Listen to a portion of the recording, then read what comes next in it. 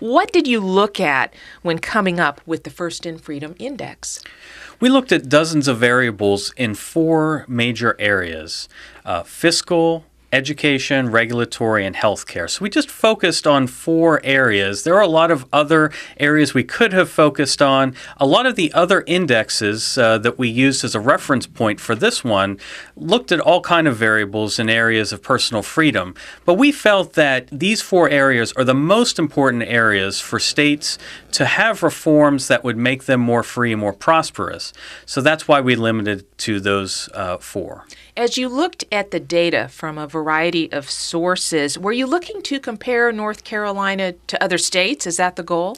That's right. The data had to be available for other states because we want to see where we rank in freedom, what we can do to make North Carolina more free, and, for other states to be able to use this index to make their state more free. So we looked at data that's available for all the states, and it comes from various sources, from nonprofit organizations, from the federal and state governments, and from researchers in academia. So the data is broad, it's vast, and of course it covers each of the states and does not include District of Columbia. Let's talk about the details here. Overall, then, where does North Carolina rank in freedom?